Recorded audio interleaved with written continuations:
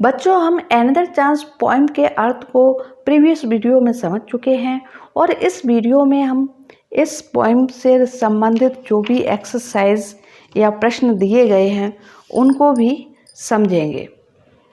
जैसा कि आप इसमें देख रहे हैं कि यहाँ पर कुछ न्यू वर्ड्स इस पोएम से लिए गए हैं और उनका प्रोनाउंसिएशन, उनको बोलना कैसे, पढ़ना कैसे है, इसके लिए यहाँ पर इंग्लिश वर्जन में लिखा हुआ है और इसके साथ ही साथ यहाँ पर हिंदी में भी इसका प्रोनाउंसिएशन लिखा हुआ है। इनको आप पढ़कर तैयार करिए। आगे देखते हैं कॉम्प्रिहेंशन क्वेश्चंस, जिसमें कि ये 4 क्वेश्चन दिए गए हैं और चारों प्रश्नों के आंसर्स को हम समझेंगे और प्रश्नों की हिंदी को भी समझेंगे। जैसे कि फर्स्ट क्वेश्चन है, why do we wish for another chance. इसको आप कुछ इस तरह से समझिए। व्हाई मीन्स क्यों, वी मीन्स हम, विश इच्छा करते हैं, फॉर के लिए, अनदर दूसरे, चांस अवसर।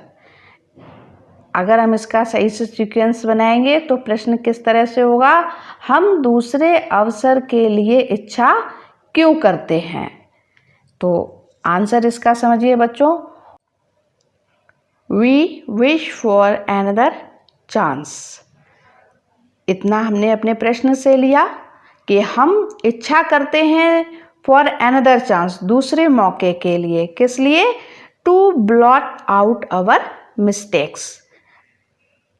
टू ब्लॉट आउट मीन्स मिटाने के लिए, टू ब्लॉट आउट मीन्स मिटाने के लिए, आवर मिस्टेक्स अपनी गलतियों को, एंड और चेंज फेल्योर इनटू विनिंग बदलने के लिए।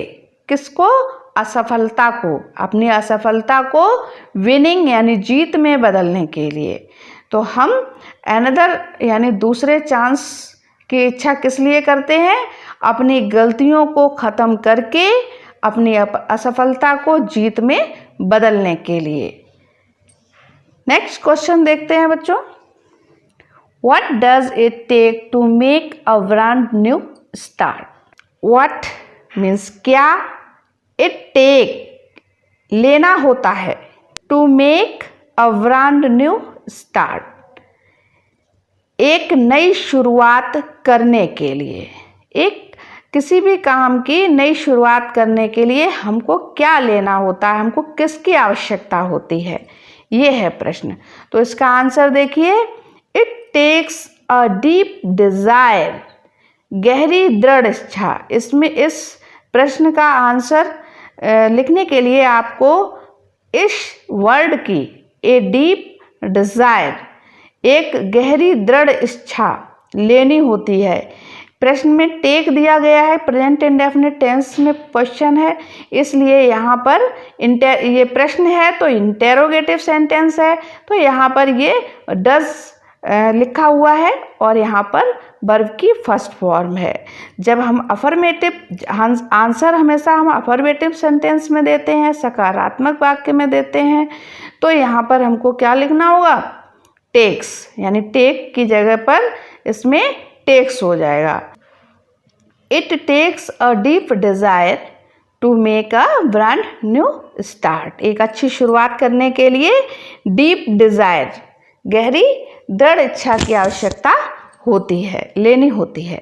नेक्स्ट क्वेश्चन देखते हैं बच्चों, why should we never give up in despair.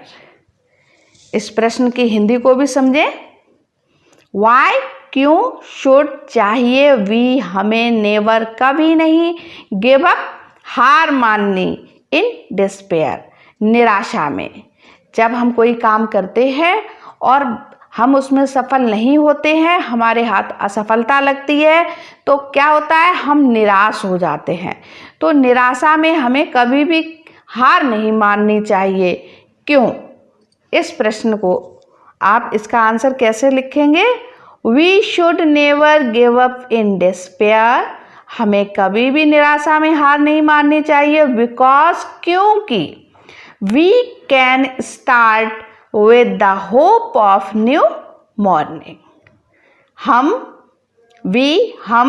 Can कर सकते हैं। स्टार्ट शुरू, विद द होप नई उम्मीद के साथ, ऑफ न्यू मॉर्निंग नई सुबह के साथ।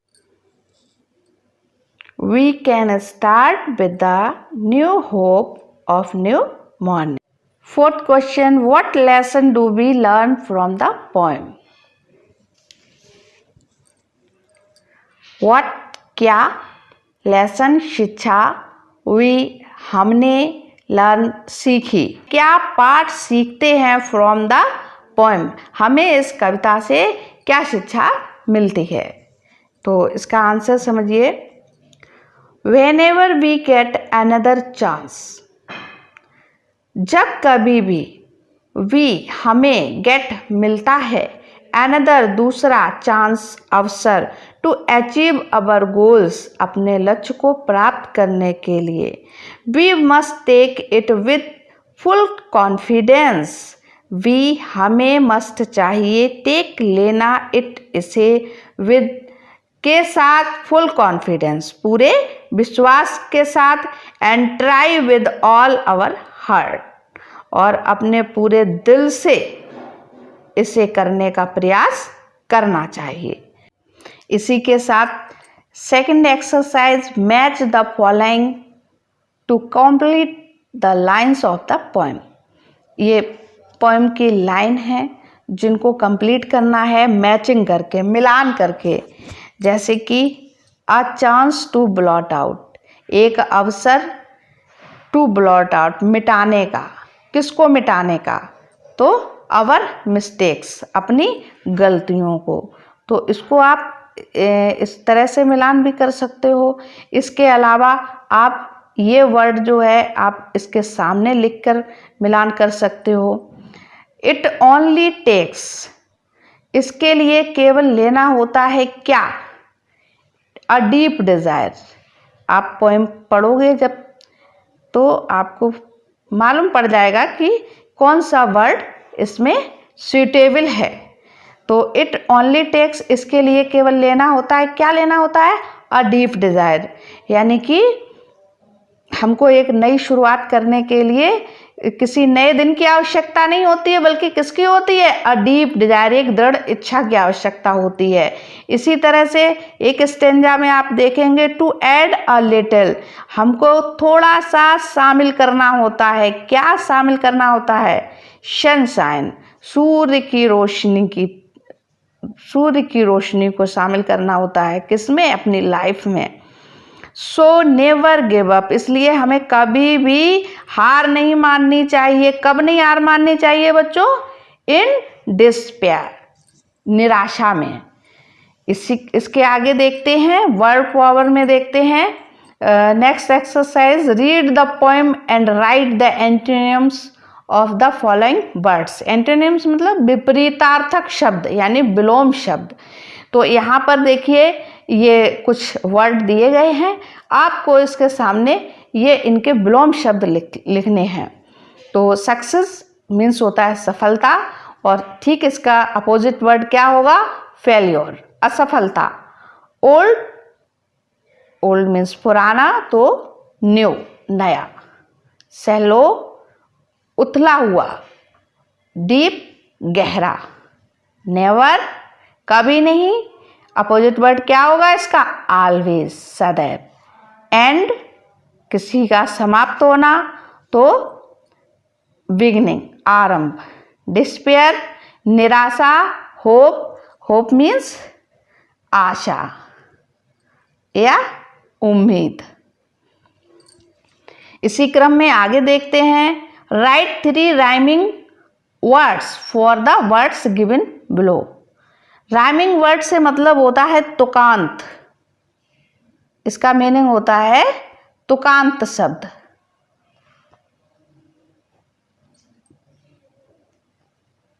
तुकांत शब्द से मतलब है जो अंतिम वर्ड जो है उसकी तुक मिलती हो, उनकी सेम साउंड हो। जैसे एट, गेट, फेट, डेट।